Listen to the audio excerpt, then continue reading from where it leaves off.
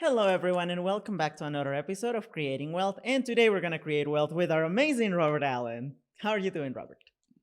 Life is good. Life is good. Woke up this morning, life is good. Every time you wake up, life is good. So great. Absolutely wonderful. And I noticed that you have a couple of $100 bills on your side. And today we're actually going to be talking about money. So, first of all, what are your views on money? Is money truly everything? Is money good? Is money bad? There's a lot of misconceptions about money. There are a lot of lies about money. For example, this stack of $100 bills, when you look at it, you go, man, I wish I had a whole bunch of those. And what people do with their money is they spend it too quickly. They don't respect it. They don't. They invest it in the wrong places. They invest it in things that go down in value. Money is freedom. So most people believe in a lie, which is that it takes money to make money, and therefore they immediately assume that since they don't have a lot of money, that therefore they can't make money. So that's the first lie we want to get rid of right now. You don't need to have this in order to make money. You can start with absolutely no money. In fact, most wealth has been created with people who didn't have money. Christopher Columbus. America is a nothing down deal. He borrowed the money from Queen Isabella. And he didn't have any money. He said he went to somebody and borrowed the money from them, and America is a nothing down deal, right? That's amazing. So money gives you the opportunity to do things you couldn't do without it. However, my belief on money is, it took me a while to figure it out. Frankly, I believed a lot of the lies that people had about money. But when I wrote my first book, which was Nothing Down, How to Buy Real Estate with Little or No Money Down, I wanted to prove that what people think about money is not true. For example, if you don't have enough money, then therefore you can't make it. I wanted to prove that you could send me to any city, take away my wallet, give me a $100 bill, and in 72 hours I'll buy an excellent piece of real estate using none of my own money. So I knew that the banker would want 4 things from me if I went to qualify for a loan. They want cash, down payment. You want cash flow, income monthly to prove. He'd want collateral.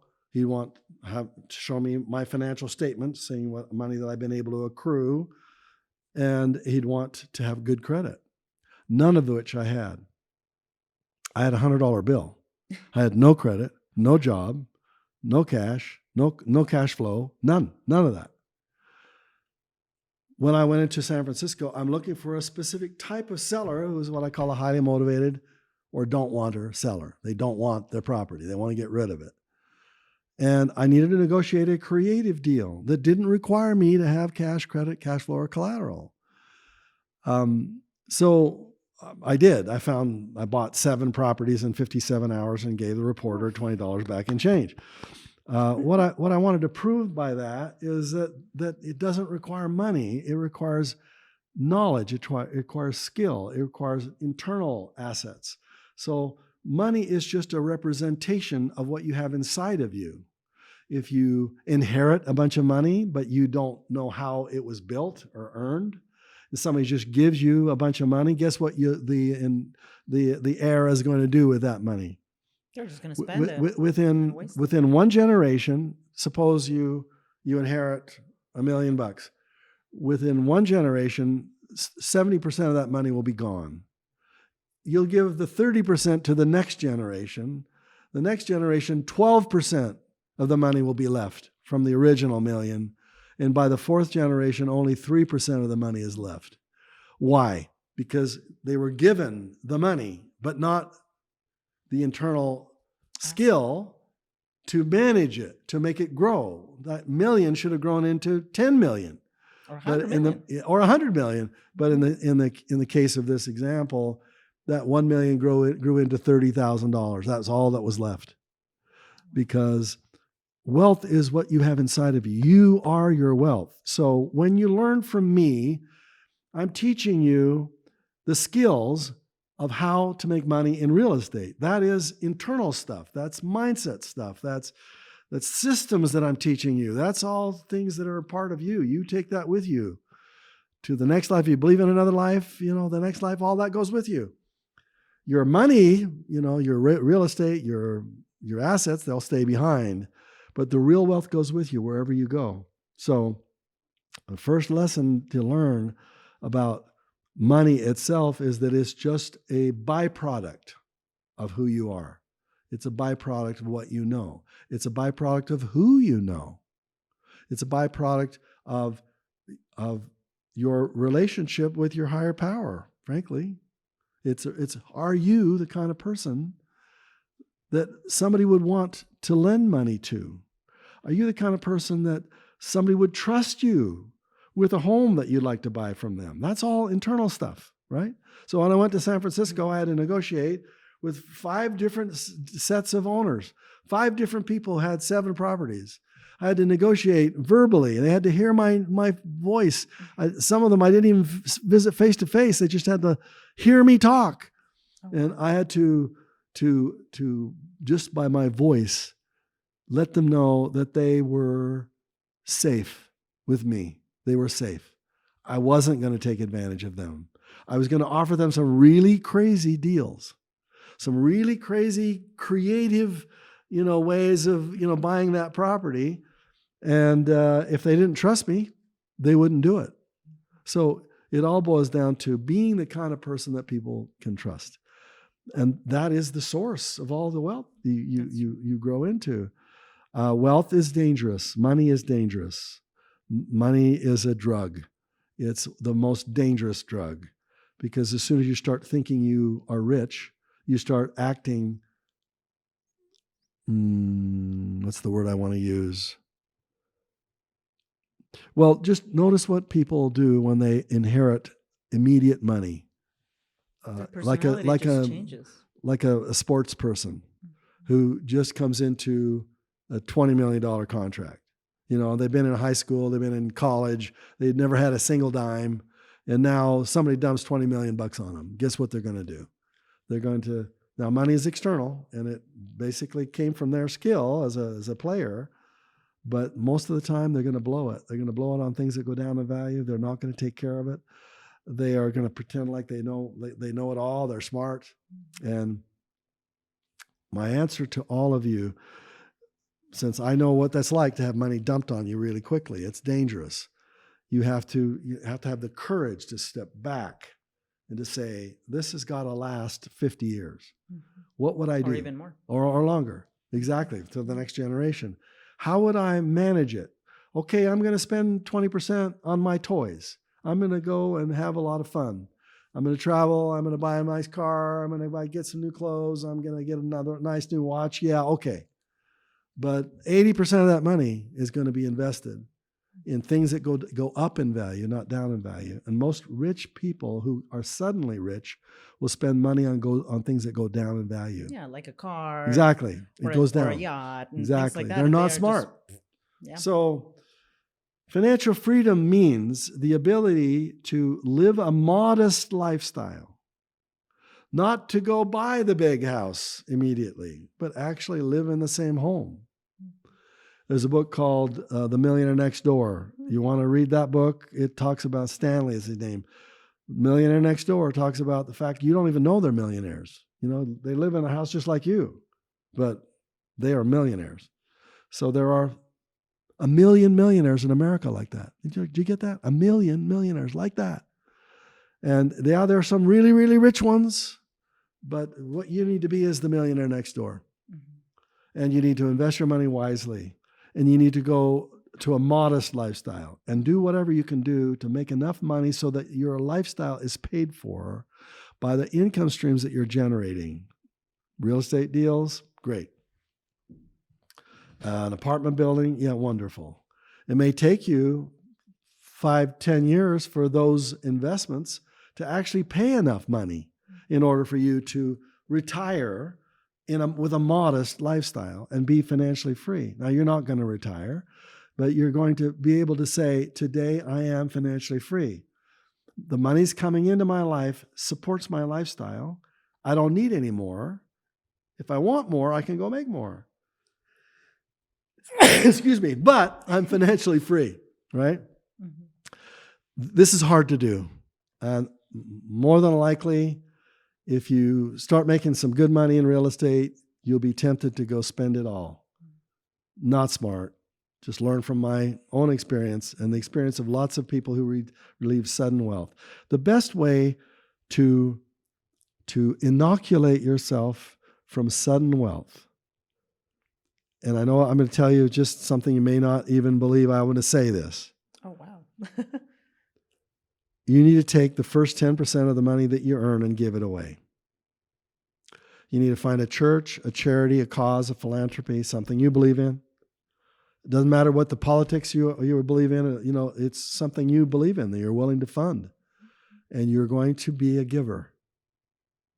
Now, it's counterintuitive, meaning Robert's telling me to take 10% of the money that I just earned and to give it away. Therefore, I'm subtracting 10% from my 100% that I had. I had 100%. We closed on a real estate deal. I made $100,000. Wonderful. Now I want to go spend 50 on that on a brand new car, 10 on that on a brand new watch, and we're going to go to Paris, I'm going to look like I'm rich. And therefore there's not a whole lot of money left over. Not smart. You should give the first 10% away immediately. It seems like that's subtracting money from you, but that is a wealth multiplier. Watch what happens when you're a giver. Opportunities come to you that you can't even believe. Opportunities that are staggering. You couldn't have thought of them. You wouldn't have thought them up. But when you're tapped into the universe knows where all the money is. The universe knows where all the gold is. The universe knows where all the diamonds are. The universe knows where all the real estate deals are. The universe knows where all the opportunities are. Everywhere, right now. You might say, well, I don't believe in God. Okay, that's okay. 7% of the people are admitted atheists in the world today. That's okay. You can still help others. Absolutely. That's true. And that's one of the things that I really like about all the thoughts all the teachings that I've been getting from you in regards to money, that money is truly a resource to help others succeed. I mean, you were blessed enough as to get this huge amount of money from a deal, but in reality, that was a really good opportunity that came to your life. Yes. And as a way of saying thank you to whatever higher power you believe in. Yes. Or even if you don't believe in a higher power, right. You still want to make the world better while you're here. Right. So you'll find that there are some billionaires who are atheists, but they're massive givers. Super charitable. Massive charity. Yeah. And you go, well, I don't have the money to be able to give like they give. If I had that money, then I would give like them. Mm-hmm. No.